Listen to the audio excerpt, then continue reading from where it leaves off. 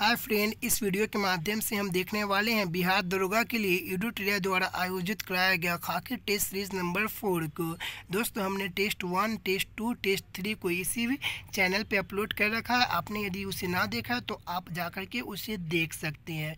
दोस्तों, एडुट्रिया के द्वारा 3 मई से प्रत्येक सैटरडे और संडे को टेस्ट आयोजित कराया जाता है। यह टेस्ट नंबर 4 है जो आगामी आने वाले बिहार दरोगा एग्जाम के लिए काफ़ी लाभदायक होगा।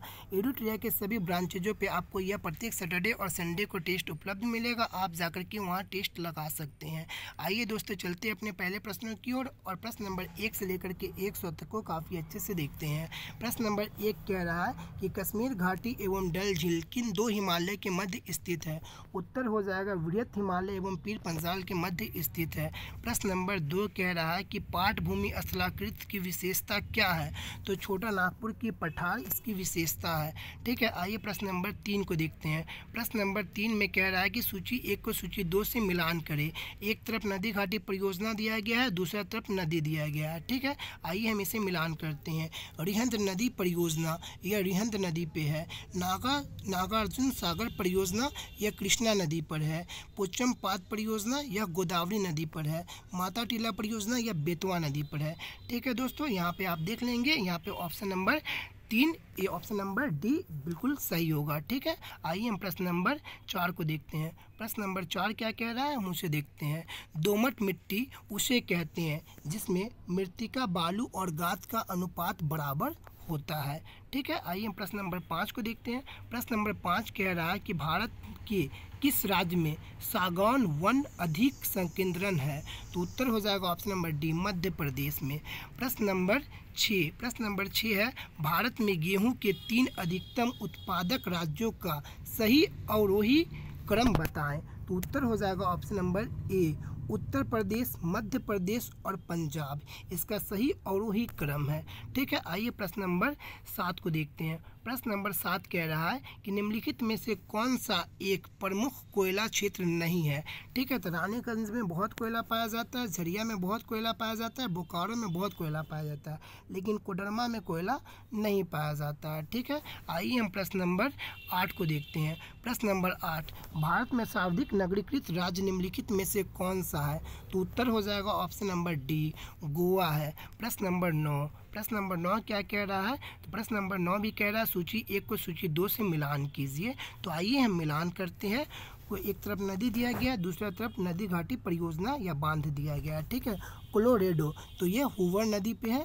ठीक है, दामोदर यह पंचेत हिल में है, और नील यह आसवन बांध में है, और जाम्बेजी करीबा नदी पे है। ठीक है, हमने यहाँ पे मिलान कर दिया, आप यहाँ पे देख सकते हैं। उत्तर हो जाएगा ऑप्शन नंबर डी, 4 3 1 2। ठीक है, आइए हम प्रश्न नंबर 10 को देखते हैं। रिंग ऑफ फायर किस महासागरीय पेटी से संबंधित है। तो उत्तर हो जाएगा ऑप्शन नंबर बी, प्रशांत महासागरीय पेटी से संबंधित है रिंग ऑफ फायर। आइए प्रश्न नंबर 11 को देखते हैं। प्रश्न नंबर 11 क्या कह रहा है। तो निम्नलिखित में से कौन सा युग्म सही सम्मिलित नहीं है। ठीक है, तो देखिए, चिनूक हवाएं यह अमेरिका में चलती है, ब्रिक फिल्डर यह ऑस्ट्रेलिया में चलती है, और फॉर्न स्विट्जरलैंड में चलती है। ठीक है, लेकिन हरमट्टम जो है ये गलत है। हरमट्टम कहाँ चलती है। तो यह सहारा रेगिस्तान दक्षिण अफ्रीका में चलती है।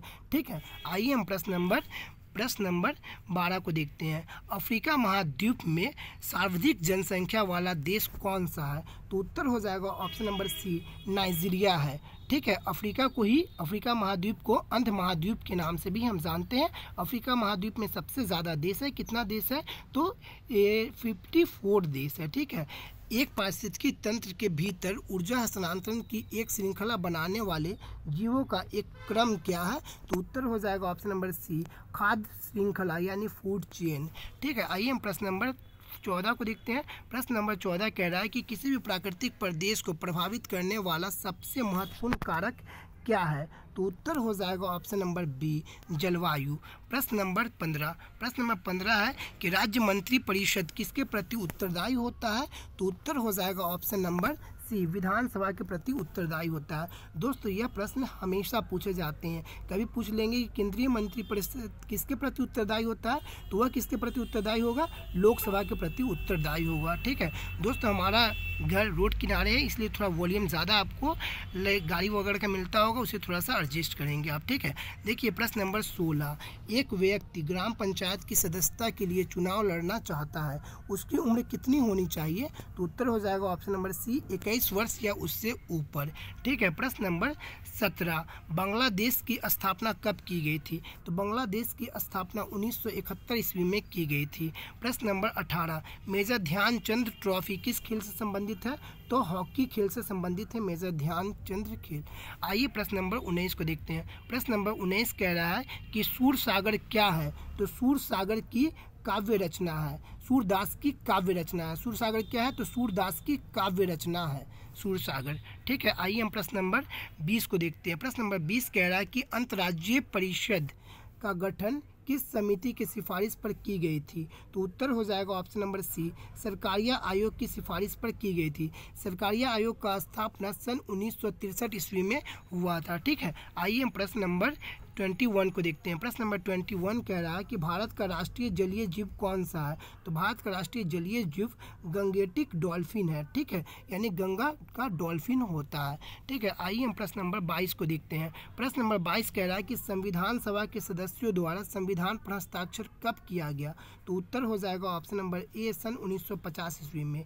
24 जनवरी सन 1950 ईस्वी में संविधान पे अंतिम हस्ताक्षर किया गया। आइए हम प्रश्न नंबर 23 को देखते हैं। प्रश्न नंबर 23 कह रहा है कि भारत सरकार के वित्तीय खर्च पर अंतिम टिप्पणी कौन करता है, तो उत्तर हो जाएगा ऑप्शन नंबर सी कैग यानी नियंत्रण एवं महालेखा परीक्षक। इसे इंग्लिश में कहते हैं कैग यानी कंप्यूटर ऑडिटर जनरल।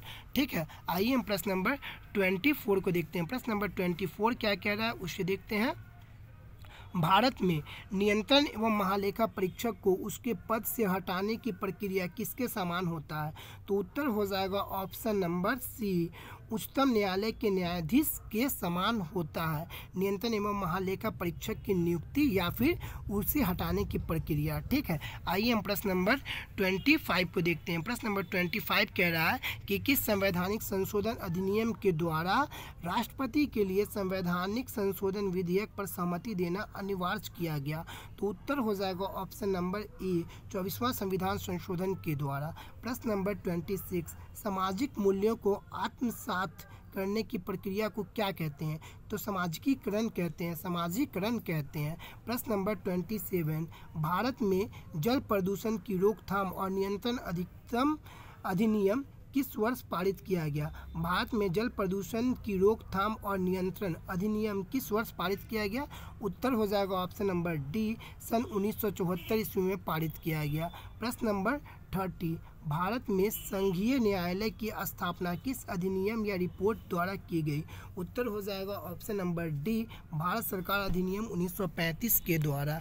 आइए हम प्रश्न नंबर 29 को देखते हैं। प्रश्न नंबर 29 है कि राज्यसभा के सदस्यों के चुनाव की प्रक्रिया ग्रहण की गई, तो उत्तर हो जाएगा ऑप्शन नंबर बी दक्षिण अफ्रीका के संविधान से। ठीक है, आइए हम प्रश्न नंबर 30 को देखते हैं। प्रश्न नंबर 30 कह रहा है कि भारत में वरीयता का सही क्रम चुने। ठीक है, यानी सही क्रम चुने कि पहले कौन आएंगे उसके बाद कौन आएंगे उसके बाद कौन आएंगे। तो देखिए सबसे पहले राष्ट्रपति होगा, फिर उपराष्ट्रपति होगा, फिर प्रधानमंत्री होगा, फिर भूतपूर्व राष्ट्रपति होगा, फिर भारत के मुख्य न्यायाधीश होंगे। तो ऑप्शन नंबर सी बिल्कुल करेक्ट है। आइए हम प्रश्न नंबर 31 को देखेंगे। प्रश्न नंबर 31 संसद में प्रथम लोकपाल बिल किस वर्ष पेश किया गया, तो उत्तर हो जाएगा ऑप्शन नंबर सी सन 1968 ईस्वी में पेश किया गया। आइए हम प्रश्न नंबर 32 को देखते हैं। प्रश्न नंबर 32 कह रहा है कि मौलिक अधिकार का उल्लंघन है तो शराब पर प्रतिबंध लगाना नहीं, न्यूनतम मजदूरी न देना। जी, न्यूनतम मजदूरी न देना यह मौलिक अधिकार का उल्लंघन है। ठीक है, क्योंकि हम जानते हैं कि मौलिक अधिकार का वर्णन कहाँ किया गया, तो आर्टिकल 12 से लेकर के 35 तक में किया गया। ठीक है, आर्टिकल कितना 12 से लेकर के 35 तक में किया गया मौलिक अधिकार का वर्णन। तो आर्टिकल 23 में हम देखते हैं शोषण के विरुद्ध अधिकार है। ठीक है, तो इसी में मजदूरों का शोषण कराया जाता है, यानी उनके मौलिक अधिकार का उल्लंघन कराया जाता है उनको, अगर वेतन हम कम देते हैं तो ये बात गलत है। ठीक है, उनके मौलिक अधिकार का शोषण हो रहा है यहाँ पे। आइए हम देखते हैं प्रश्न नंबर 33। प्रश्न नंबर 33 क्या कह रहा है उसे देखते हैं। निम्नलिखित यात्री किस क्रम में भारत आए थे? ठीक है, तो देखिए सबसे पहले कौन आया था, उसके बाद कौन आया था, उसके बाद कौन आया था। तो देखिए सबसे पहले फाहियान आया था, उसके बाद हिंगस्वान आया था, उसके बाद टॉमस लो आया था। ठीक है, फाहियान किसके दरबार में आया था? तो चंद्रगुप्त द्वितीय के दरबार में आया था। हिंगस्वांग हर्षवर्धन के कार्यकाल में आया था और टॉमस लो जहांगीर के कार्यकाल में आया था। तो सबसे पहले हो जाएगा 2, फिर 3, फिर 1। कहाँ पे दिया गया है? 2 3 1, 2 3 1, 2 3 1। ठीक है, आइए हम प्रश्न नंबर 34 को देखेंगे। प्रश्न नंबर 34 कह रहा है कि निम्नलिखित में से किस शासक के दरबार में बहुत से विद्वान को नवरत्न के रूप में अलंकृत किया गया? तो उत्तर हो जाएगा ऑप्शन नंबर ए, चंद्रगुप्त द्वितीय के दरबार में। चंद्रगुप्त द्वितीय का दूसरा नाम है विक्रमादित्य। दोस्तों यदि आपको वीडियो बहुत स्लो लग रहा है तो आप इसे 1.5 की स्पीड में भी देख सकते हैं। आइए हम प्रश्न नंबर 35 को देखेंगे। बोस्टन टी पार्टी इतिहास की एक महत्वपूर्ण घटना है, किसके संबंधित है या किससे संबंधित है? तो अमेरिका का स्वतंत्रता संग्राम से संबंधित है। ठीक है, आइए हम प्रश्न नंबर 36 को देखेंगे। बौद्ध धर्म में महाविनिष्क्रमण किससे कहा जाता है? तो उत्तर हो जाएगा ऑप्शन नंबर ए, बुद्ध के गृह त्याग को महाविनिष्क्रमण कहा जाता है। आइए हम प्रश्न नंबर 37 को देखेंगे। प्रश्न नंबर 37 है कि राष्ट्रसंघ की स्थापना कब हुई थी? तो राष्ट्रसंघ की स्थापना हुई थी 10 जनवरी 1920 को। राष्ट्रसंघ की स्थापना हुई थी 10 जनवरी 1920 को। वही संयुक्त राष्ट्रसंघ की स्थापना हुई थी 24 अक्टूबर 1945 ईस्वी को। ठीक है, आइए हम प्रश्न नंबर 38 को देखेंगे। प्रश्न नंबर 38 कह रहा है कि मोहनजोदड़ो से प्राप्त नर्तकी की मूर्ति किस धातु से बनी हुई थी? तो उत्तर हो जाएगा ऑप्शन नंबर सी, कांस्य की बनी हुई थी। ठीक है, क्योंकि सिंधु घाटी सभ्यता कास्युगीन सभ्यता के नाम से भी जाना जाता है, इसी सब कारण। आइए हम प्रश्न नंबर 39 को देखेंगे। प्रश्न नंबर 39 मैथ्स का है, तो आइए हम इसे देखते हैं। ठीक है, यदि 3 क्रमागत भाज्य संख्या का योग 36 है तो तीनों संख्याओं का गुणनफल क्या होगा? यहाँ पे भाज्य संख्या बोल रहा है, तो आइए हम देखते हैं कि 3 क्रमागत भाज्य संख्या का योग 36 कौन कौन बैठ रहा है। देखिए अगर हम देखेंगे तो 4 6 8 10 12 14। ठीक है, ये सब क्रमागत संख्या हम देख लेते हैं। तो ये देखिए, तो ये 3 क्रमागत संख्या को लगातार जोड़ेंगे तो 36 आएगा? नहीं आएगा। तो हम यहाँ पे देखते हैं कि 10 को जोड़ेंगे और 12 को जोड़ेंगे तो 22 हो जाएगा, और 14 को जोड़ देंगे तो ये तीनों को अगर हम जोड़ देंगे तो 36 आ जाएगा। ठीक है, और ये तीनों को अगर हम गुना कर देंगे ना तो 1680 आएगा। आप गुना करके देख लेंगे। ठीक है, 14 गुने 12 को गुना करेंगे तो 168 आएगा, और उसमें 10 से गुना कर देंगे तो 1680 आ जाएगा। ठीक है, आइए हम प्रश्न नंबर 38 को देखते हैं। प्रश्न नंबर 38 कह रहा है कि संत कबीर के गुरु कौन थे? तो उत्तर हो जाएगा ऑप्शन नंबर बी, रामानंद जी थे। ठीक है दोस्तों, मैथ में टाइम ज़्यादा व्यर्थ होता है तो इसको स्किप करते हैं। ठीक है, प्रश्न नंबर 41, 1564 ईस्वी में अकबर द्वारा निम्नलिखित में से कौन सा कार्य किया गया था? तो उत्तर हो जाएगा option number C, option number D, जजिया कर की समाप्ति की गई थी। कब? 1564 ईस्वी में अकबर के द्वारा क्या किया गया था? जजिया कर की समाप्ति की गई थी। ठीक है, और दास प्रथा का अंत कब किया गया था? तो 1562 में। तीर्थ यात्रा कर की समाप्ति कब की गई थी? 1563 ईस्वी में। इबादत खाना की स्थापना कब की गई थी? तो 1578 ईस्वी में। ठीक है, दीन इलाही की स्थापना कब की गई थी? 1582 ईस्वी में। ठीक है, इसी तरह से आप देख लेंगे, बहुत सारा डेट्स, उतना डिस्कशन करेंगे तो ये वीडियो ज़्यादा लंबा हो जाएगा। ठीक है, तो इसलिए हम शॉर्टकट में चलने का प्रयास करते हैं। प्रश्न नंबर 42, विजयनगर साम्राज्य के इतिहास को जानने के लिए निम्नलिखित में से किस पुस्तक को स्रोत के रूप में लिया जाता है? तो उत्तर हो जाएगा इनमें से सभी। मदुरा विजयम ए फॉरगॉटन एम्पायर, गुलशन ए इब्राहिमी। ठीक है, इन तीनों पुस्तकों को लिया जाता है इसके इतिहास को जानने के लिए। आइए हम प्रश्न नंबर 43 को देखते हैं। प्रश्न नंबर 43 कह रहा है कि झारखंड क्षेत्रों में ताना भगत आंदोलन की शुरुआत कब हुई थी? तो उत्तर हो जाएगा ऑप्शन नंबर सी, 20वीं सदी के पूर्वार्ध में। दोस्तों आप कमेंट के माध्यम से हमें एक क्वेश्चंस का आंसर देंगे तो हम आपको PDF आपके व्हाट्सएप पे उपलब्ध करा देंगे। ठीक है, आगे हम एक प्रश्न पूछेंगे, आप कमेंट के माध्यम से अगर हम वो दे देंगे तो हम आपको व्हाट्सएप पे PDF प्रोवाइड कर देंगे। ठीक है, सब PDF किए रहते हैं। तो आइए हम देखते हैं आगे प्रश्न। प्रश्न नंबर 44 है, ब्रिटिश ईस्ट इंडिया कंपनी के समय इंग्लैंड की गद्दी पर कौन बैठा था? तो उत्तर हो जाएगा ऑप्शन नंबर ए, एलिजाबेथ प्रथम। ठीक है, एलिजाबेथ प्रथम। आइए हम प्रश्न नंबर 45 को देखेंगे। भारत में शासन करने वाले दिए गए शासकों का कालानुक्रम सही क्रम क्या है? तो आइए हम देखते हैं कि सही क्रम इनका क्या है। देखिए, सबसे पहले इल्तुतमिश आए थे, उसके बाद अलाउद्दीन खिलजी, उसके बाद शेर शाह सूरी, उसके बाद अकबर। ठीक है, तो यहाँ पे आप देखिए पहले 4 हो जाएगा, फिर 3 हो जाएगा, फिर 1, फिर 2, 4 3 1 2, 4 3 1 2, यहाँ पे एकदम करेक्ट हो गया। ठीक है, किलाए कुन्हा मस्जिद इनमें से कौन बनाया था? आप हमें कमेंट करके बताएंगे। ठीक है, किलाए कुन्हा मस्जिद का निर्माण इन चारों शासकों में से किसने करवाया था? कमेंट करके अगर आप बता देंगे तो हम आपको व्हाट्सएप पे PDF प्रोवाइड करवा देंगे। ठीक है, आइए हम प्रश्न नंबर 46 को देखेंगे। प्रश्न नंबर 46 क्या कह रहा है उसे देखते हैं। भगत सिंह और बटुकेश्वर दत्त ने दिल्ली केंद्रीय विधानसभा में बम फेंके थे, वे किसका विरोध कर रहे थे? तो उत्तर हो जाएगा option number C, trade distributive bill एवं पब्लिक सेफ्टी बिल का विरोध कर रहे थे। ठीक है, आइए हम प्रश्न नंबर 47 को देखेंगे। प्रश्न नंबर 47 कह रहा है कि सन 1931 ईस्वी में बिहार समाजवादी पार्टी का गठन किसने किया था? तो उत्तर हो जाएगा ऑप्शन नंबर डी, उपयुक्त में से एक से अधिक, क्योंकि इसमें फूलन प्रसाद वर्मा जी भी थे और राम वृक्ष बेनीपुरी जी भी थे। ठीक है, आइए हम प्रश्न नंबर 48 को देखते हैं। प्रश्न नंबर 48 है कि 20 फरवरी 1947 को प्रधानमंत्री इटली ने भारत से ब्रिटिश शासन को कब तक वापस लेने की घोषणा की थी? तो जून 1948 ईस्वी तक वापस लेने की घोषणा की थी। आइए हम प्रश्न नंबर 49 को देखेंगे। प्रश्न नंबर 49 है कि किसने स्वदेशी आंदोलन की प्रेरणा हेतु भारत माता की पेंटिंग बनाई थी?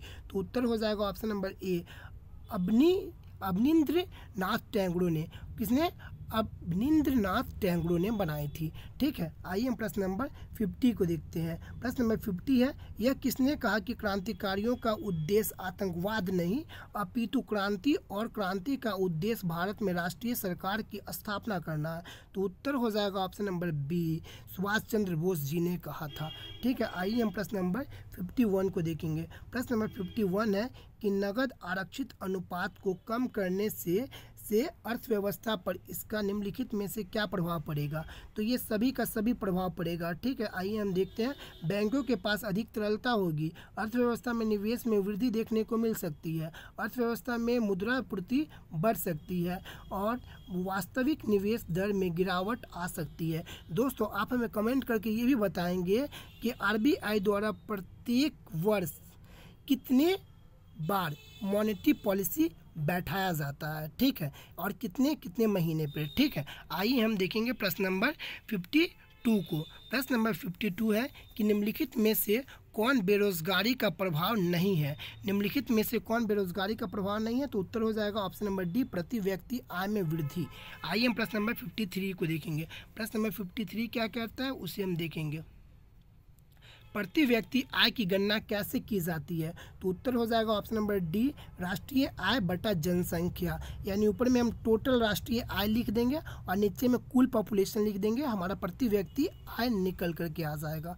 ठीक है, आइए हम प्रश्न नंबर 54 को देखेंगे। प्रश्न नंबर 54 में कह रहा है कि सूची 1 को सूची 2 से मिलान कीजिए। आइए हम मिलान करते हैं। राष्ट्रीय चाय अनुसंधान केंद्र, तो ये कहाँ है? जोरहट में है।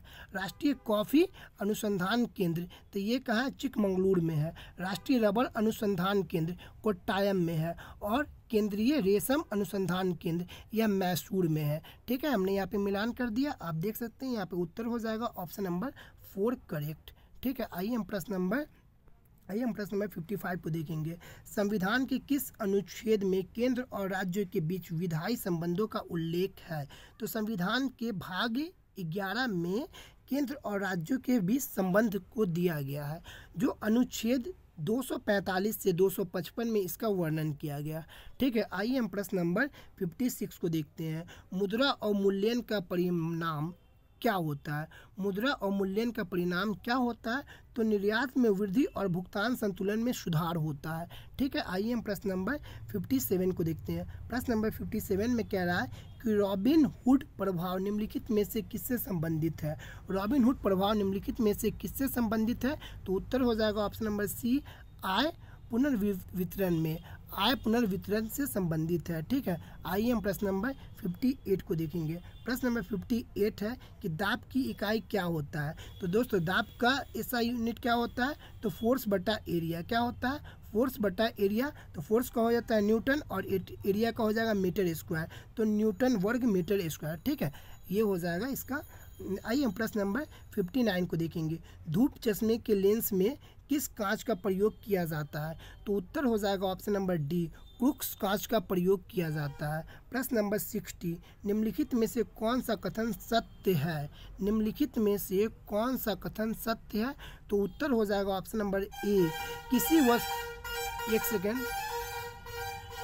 किसी वस्तु का द्रव्यमान समान रहता है जबकि स्थान के अनुसार भार बदलता रहता है। किसी वस्तु का द्रव्यमान समान रहता है जबकि स्थान के अनुसार भार बदलता रहता है। दोस्तों बस ट्रक बहुत ज़्यादा गुजरती है, थोड़ा सा एडजस्ट कर लेंगे। ठीक है, आइए हम प्रश्न नंबर 61 को देखेंगे। प्रश्न नंबर 61 है कि निम्नलिखित में से कौन सा असत्य है? तो देखिए बराक क्या है? तो Barak 8 surface to surface air missile है, बिल्कुल सही है। पिनाक रॉकेट है। चिनूक क्या है? तो चिनूक हेलीकॉप्टर है। ठीक है, लेकिन यहाँ पे हेलिना जो है ना, ये टैंक है, मिसाइल टैंक है, ना कि स्कॉर्पियंस यानी कि पनडुब्बी मिसाइल, ये गलत है। ठीक है, हेलिना क्या है? तो टैंक मिसाइल है जो भारत द्वारा तैयार किया गया है। ठीक है, आइए हम प्रश्न नंबर 62 को देखेंगे। प्रश्न नंबर 62 क्या कह रहा है उसे देखते हैं। ट्रांसफार्मर प्रयुक्त होते हैं तो एसी वोल्टेज को बढ़ाने या घटाने के लिए। ठीक है, आइए हम प्रश्न नंबर 63 को देखते हैं। प्रश्न नंबर 63 है कि निम्नलिखित में से कौन सही विकल्प है?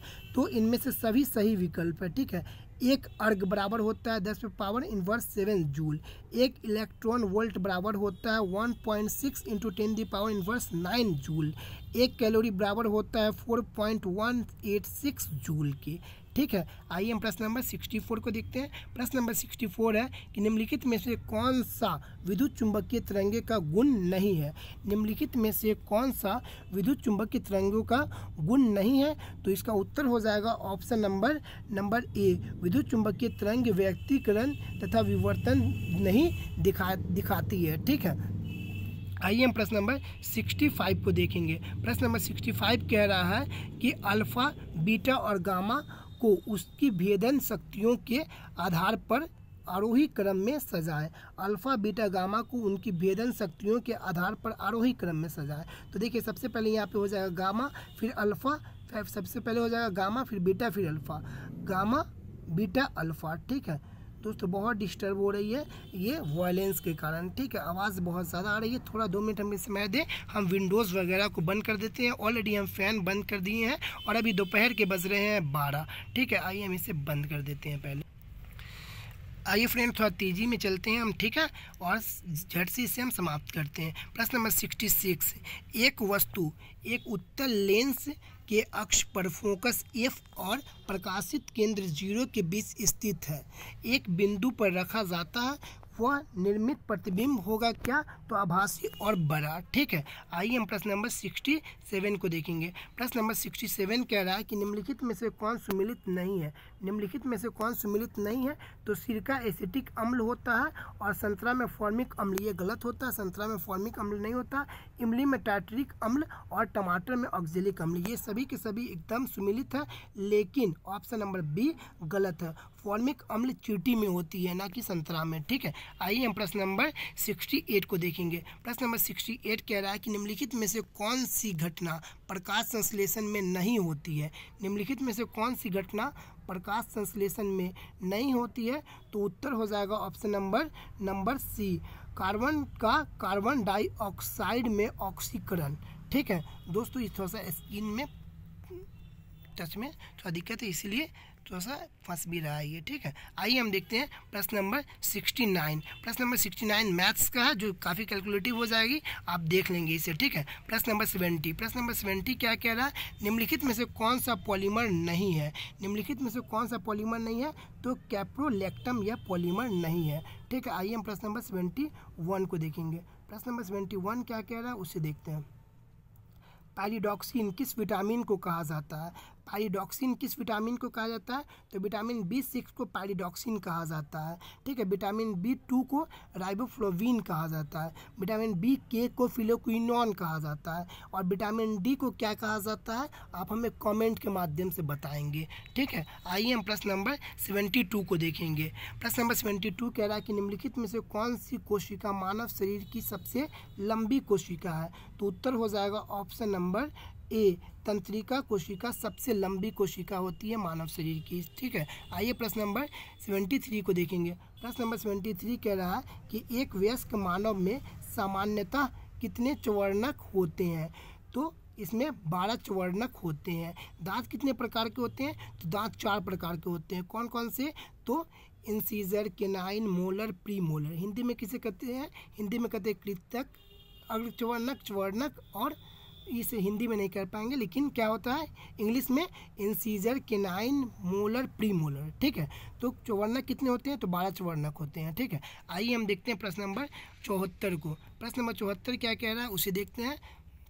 सुमिलित कितना करना है, 1 को 2 से। ठीक है, जनन ग्रंथि, जनन ग्रंथि, एक सेकेंड, हाँ, सूची 1 को सूची 2 से सुमिलित करना है। ठीक है, जनन ग्रंथि प्रोजेस्टेरोन हार्मोन, पीयूष ग्रंथि वृद्धि हार्मोन, अग्नाशय इंसुलिन, और विक्र क्या होता है। तो यह कार्टिसोल, विक्र कार्टिसोल। यहाँ पे हमने एकदम सही करेक्ट मिलान कर दिया, आप देख सकते हैं। ठीक है, आइए हम प्रश्न नंबर 75 को देखेंगे। प्रश्न नंबर 75 क्या कह रहा है उसे हम देखते हैं। दोस्तों पसीना जो है ना मेरे फ़ोन पे पड़ रहा है, जिसके कारण इसका टच काम अच्छे से नहीं कर पा रहा है। चलिए प्रश्न नंबर 75, एथलीट फुट किस बीमारी होती है। एथलीट फुट बीमारी होती है फफूंद से।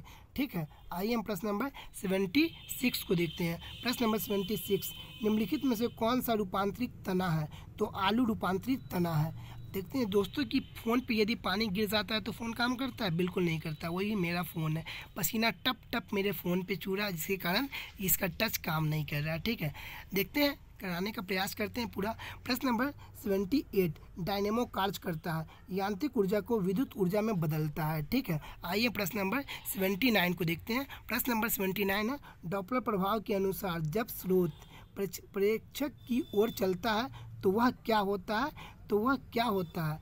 तो वह स्रोत से कम आवृत्ति मापता है। क्या होता है, स्रोत से कम आवृत्ति मापता है। प्रश्न नंबर 80, प्रश्न नंबर 80 क्या है। प्रश्न नंबर 80 है कि सही चुनिए, सही कथन को चुनिए। तो यहाँ पे सही कथन होता है, लाल प्रकाश का तरंग हरे प्रकाश से ज़्यादा होता है। लाल प्रकाश का तरंग हरे प्रकाश से ज़्यादा होता है। बिल्कुल करेक्ट है।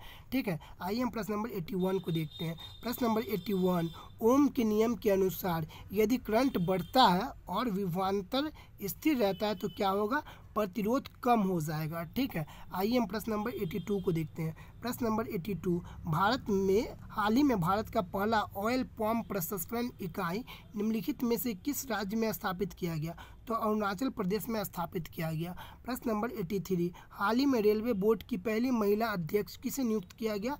तो उत्तर हो जाएगा जया वर्मा सिन्हा को नियुक्त किया गया। प्रश्न नंबर 84, हरित अमोनिया निर्यात के लिए समझौता भारत और किस देश के मध्य हुई थी। तो उत्तर हो जाएगा ऑप्शन नंबर ए, भारत और जापान के बीच हुई थी। प्रश्न नंबर 85 कह रहा है कि 2025 में कितने भारतीयों को कितने व्यक्ति को पद्म भूषण विभूषण पुरस्कार दिया गया? 2025 में कितने व्यक्ति को पद्म विभूषण पुरस्कार दिया गया? तो उत्तर हो जाएगा ऑप्शन नंबर ए, 7 व्यक्तियों को पद्म विभूषण पुरस्कार दिया गया। प्रश्न नंबर 86, 20वां एशियाई खेल 2026 का आयोजन किस स्थान पर किया जाएगा? उत्तर हो जाएगा ऑप्शन नंबर ए, नागोया में किया जाएगा। नागोया कहाँ पड़ता है? तो जापान में पड़ता है। भारतीय ओलंपिक संघ की पहली महिला अध्यक्ष किसे नियुक्त किया गया?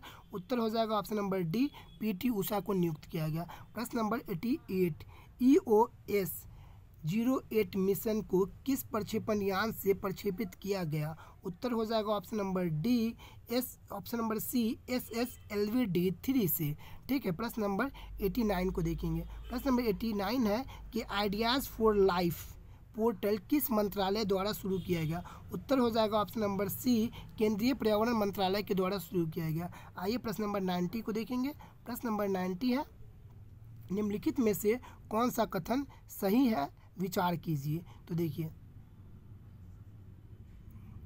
कथन 1 और 2 दोनों सही है। केंद्र सरकार ने कैमूर जिले में बिहार के दूसरे बाघ अभ्यारण्य के लिए सैद्धांतिक मंजूरी दी है।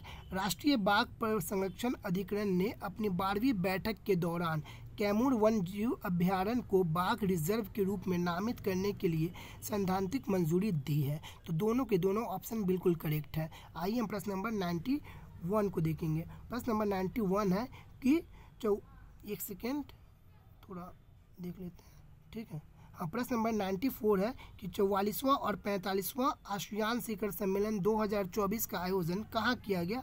तो उत्तर हो जाएगा ऑप्शन नंबर ए, वियंतियाने में किया गया। ठीक है, आइए हम प्रश्न नंबर 92 को देखते हैं। प्रश्न नंबर 92 है कि हाल ही में रक्षा मंत्री द्वारा अदिति योजना की शुरुआत की गई। अदिति का पूरा नाम क्या है? तो अदिति का पूर्ण विस्तार क्या है? तो इसका पूर्ण विस्तार आइए हम देखते हैं। अदिति का पूर्ण विस्तार है acing development of innovative technology with iDEX.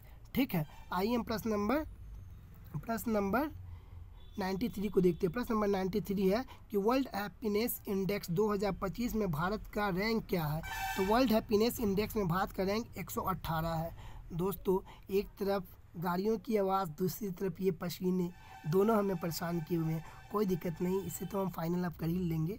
चलिए, कॉल ऑफ द गिर पुस्तक के लेखक कौन है? कॉल ऑफ द गिर पुस्तक के लेखक है परिमल नाथवानी। दोस्तों, 94 नंबर मैथ्स के रहे हैं, इसलिए हमने उसे स्किप कर दिया। ठीक है, आइए प्रश्न नंबर 96 को देखेंगे। प्रश्न नंबर 96 क्या कह रहा है उसे देखते हैं। सज्जन का विपरीतार्थक शब्द क्या होता है? तो सज्जन का विपरीतार्थक शब्द होता है दुर्जन। ठीक है, आइए हम प्रश्न नंबर 97 को देखेंगे। प्रश्न नंबर 97 है कि निम्नलिखित में से भारतेंदु का सही संधि विच्छेद क्या है? तो उत्तर हो जाएगा option number D, Bharat plus Indu यानी भारतेंदु। आइए हम प्रश्न नंबर 98 को देखेंगे। प्रश्न नंबर 98 ये रीजनिंग का प्रश्न है, हमने इसे सॉल्व कर रखा है, आप देख लेंगे। उत्तर होगा दादी। ठीक है, आइए हम प्रश्न नंबर उत्तर होगा पोती, शायद, हाँ पोती होगा। ठीक है, fill in the blank with the suitable gerund. ठीक है, जिरंड। तो देखिए, I like going for a walk. ठीक है, ये बिल्कुल करेक्ट है। आइए हम प्रश्न नंबर 100 को देखेंगे और यह आज का हमारा अंतिम प्रश्न होगा। Choose the word which is opposite in meaning to the word giving below. Transparent यानी जो आर पार दिखाई देता है, उसका अपोजिट क्या होगा? तो उसका अपोजिट हो जाएगा ओपेक। ठीक है, तो इसका अपोजिट हो जाएगा ओपेक, जो आर पार बिल्कुल भी नहीं दिखाई देता है। तो दोस्तों, यहाँ पे हमारा 1 से लेकर के 100 तक प्रश्न बिल्कुल एकदम अच्छे से कंप्लीट हो गया। वीडियो यदि आपको अच्छा लगा हो तो इसे लाइक करना बिल्कुल भी ना भूलें, और जो भी कमी हो प्लीज़ कमेंट के माध्यम से आप हमें बताएंगे। और हमने जो प्रश्न पूछे हैं कमेंट में, अगर आप उसका एक भी उत्तर देंगे तो हम आपको PDF प्रोवाइड करा देंगे। ठीक है दोस्तों, वीडियो अच्छा लगे तो प्लीज़ इसे लाइक कीजिए और चैनल को तो सब्सक्राइब बिल्कुल करके जाइए। थैंक यू दोस्त वॉचिंग दिस माय वीडियो।